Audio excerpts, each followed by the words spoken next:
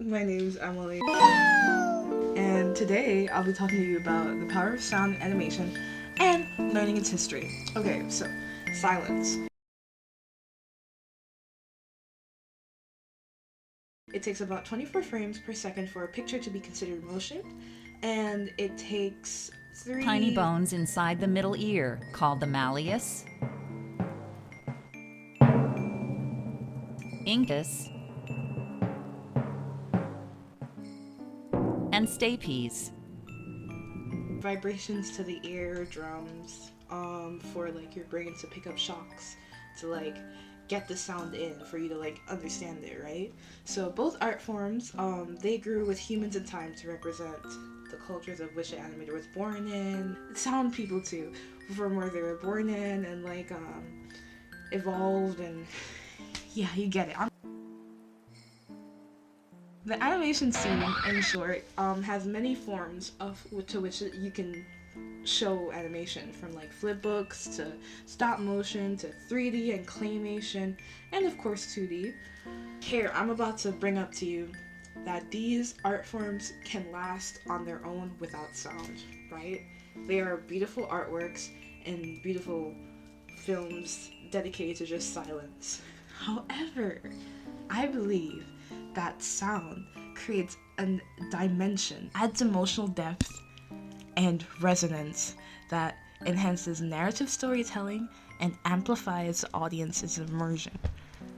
Are you getting with me, right? Okay. In the early days of animation, films were predominantly silent. This is called like the silent era. Winsor McCay is one of the American founding fathers of this time, where he started out as a newspaper cartoonist, or actually, hear me out. He left high school at like the age of 19, and then was like, I want to be a newspaper cartoonist. The fuck?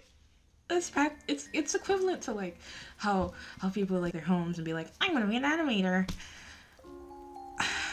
Anyways, McKay started as a newspaper cartoonist, and where he developed his background into the entertainment industry. He made stuff like Gertie the Dinosaur, and Gertie the Dinosaur was basically like this dinosaur that reacted to like his commands, and it was like very house animalistic. Like, I compare it to a cat, but like it had other house animal qualities to it, and it was like kind of bratty, and like it had its own personality to which like audience would react and he would create. So founding father, foundation of the character, it's like the enchanted drawing and humorous faces of funny faces, which, by the way, if there's so much racial characters that were like used around this time, I feel like they need to be highlighted. Like, I thought that Steamboat Willie was like the first ever animation to like use synchronized sound, and like that's what started it is what started like the sound boom within animation. However, the first was My Old Kentucky Home, by the Fletcher Studios. Yeah, the Fletcher brothers, right? It features this character called Bimbo, and then like it's all cool and jazzy. Near the end, this like racial character of like a black African American woman is like dancing after the ball animation. So she's like dancing on the lyrics, and she's reacting to the lyrics. And at first I was like, oh my gosh, yo, this is actually kind of cool. Like, I can see myself using this in like one of my own works. But then it was like, is that a black woman? And it was. And then also at the end, there's like, it's like this black man who he's like pulling the carriage, and then like she's like holding a fishing hook with like a watermelon over it, and it's like, wow, this was greenlit and people laughed to this back then. Much I respect their cartoon characters of like Betty Boop and Coco the Clown, and like Bimbo. I think Bimbo was Betty Boop's like boyfriend. That's what it was. All I'm saying is that after I was rereading my paper and got that correction, yeah, that made my day. Anyways, back to the McKay being like one of the founding fathers. He created a level of pantomime level quality in work. And pantomime basically means like to act without depending on sound, so like dialogue. I have a great example. Emizzy, the musical artist who created Flat Pork Chop and Flat Screen and Chubby. I didn't have a name to it until like recently. That's a pantomime. That the whole their work of like that entire that's a pantomime. That's a pantomime series. Boom.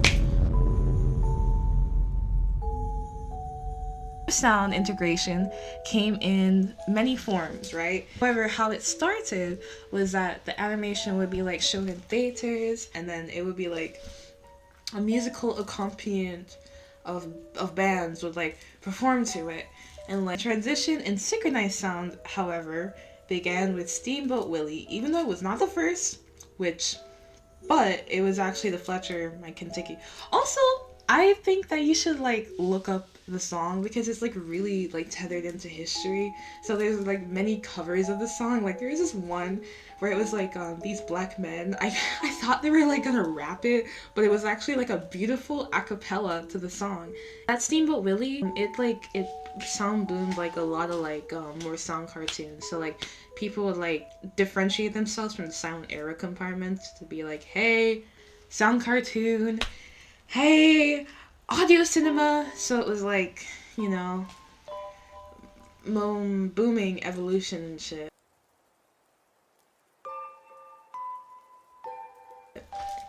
Anyways, here we are at the golden age of sound, which proceeded to commence after Steamboat Willie. Music became a factor within the storytelling of animation. Major studios such as Warner Bros. They produce things like the Merry Melodies, where they feature characters such as like Bugs Bunny and Daffy Duck and Porky Pig in scenarios with like voice acting gags and sound effects and situational humor that like created like huge booms and laughter. However, Disney took more of like an emotional route where like the blockbuster Snow White and the Seven Dwarfs, its original predecessor is a Brothers Grimm's tale. So and a lot of Disney stuff is like based off Brother Grimm's tales. This is retelling. And it was like a full featured animated film where they like threw in a bunch of money not knowing if it will come out good, but they did, and it was great, and it had like story and orchestrated music.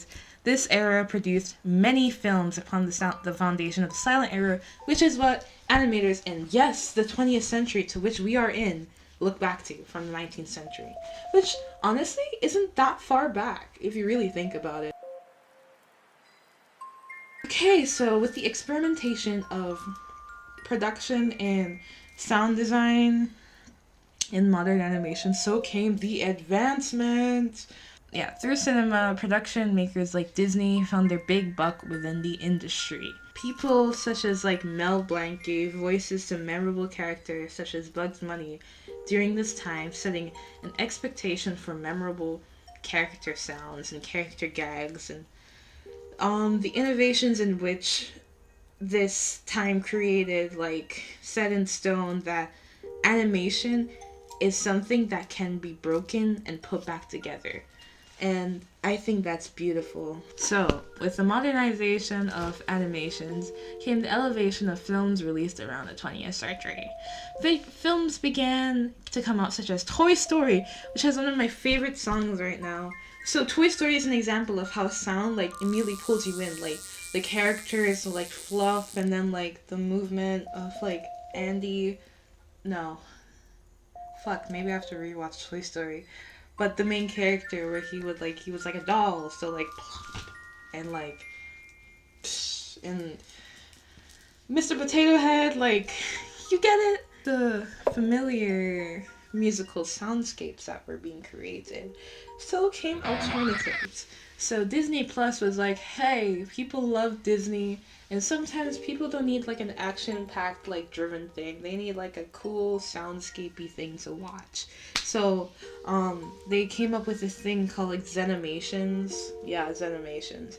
Where like they'd use characters like Anna and Kristoff from Frozen and like Baymax from The Big Hero 6 to like calming musical soundscapes meant to like soothe the listener. So it was all chill. Overall, sound and animation adds an overall depth to emotional layers and reinforce themes through its own sound motifs. Production companies such as Warner Bros. And Hanna-Barbera Studios remain pioneers for their choices in storytelling devices. With the characters' journeys, such as Bugs Bunny, who enters the screen, immediately gains audience attention with a familiar quote, "What's up, Doc?" Shifts of melody and tempo, get it? Are also playing within the company's like respective animations. Like, for example, the fear of being caught. And genuinely sorrowful moments to make them more impactful. So like the artists can like get your attention by weaving in motifs and emotionally driven music. Animation creates lasting emotional connections that elevates the narrative. With the immersion of animation in viewers' childhood, with this immersion came like thinking, hey, this can help education, which it did. People like Sesame Street in 1969, they're pretty young if you really think about it, would create memorable character voices and songs to make it more fun and entertaining and retaining for the children.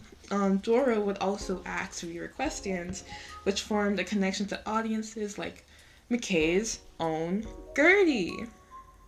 Yeah, I just did that to your brain. Cognitively, sound and educational animation stabilizes understanding and reaction time and creates a multisensory learning experience for which viewers who watch it experience it. Also, like, Yo Gabba Gabba literally had fucking Weezer on one of their episodes, and then they also had like Thundercat on one of their episodes, and it was like, I bet a kid remembers this. I remember Thundercat's groovy ass bassline. Sound animation also faces challenges within its medium, ensuring perfect synchronization between sound and the constantly ever-changing animation medium, which requires advanced software and, in tandem, skilled sound designers. Voice acting also has its challenges, where the demand for authentic voices, diversity, and finance gets beckoned upon the animation production. In addition, sound design is just recently gaining interest again. Perhaps, at least for me, I was like, whoa, sound design! The minute that like I realized its connection in animation. Virtual and augmented reality will also push sound design in the industry as we know it. One of my baby sisters is like a huge VR like kid, so it's like really interesting to see how such an expensive equipment is like so utilized by like the younger Gen Alpha generations, and will probably like is a sign that more kids are gonna just have technology, and it's so good. It's gonna be there's some people are gonna have it in their blood at that point. Like, it's already becoming up, where like disabled folk may like turn to like having a prosthetic arm. That is technology. In conclusion, sound has proved to be an essential element in animation, with animation already being a powerhouse. Sound in tandem takes the immersive experience to another level. From the early days of the silent era to the synchronized sound area in current times. Not current times, the 19th century time. And then now, in the modern animation era. Yeah. Sound effects, musical motifs, and voice acting breathe life into characters, and in tandem make the character more relatable and memorable to the audience. Looking forward, with the information of the pioneers in sound design and innovations in 3D spatial audio, which was ever present and gonna continue. Sound, it's it's a beautiful thing in animation, and needs, from like voice acting to Foley work to musical composition to sound effects. It's just great. I love sound, and I hope you understand my passion, and I hope that people of my passion will also talk to me and connect to me from this video. Thank you. Yeah, and see, thanks for listening. Okay, bye.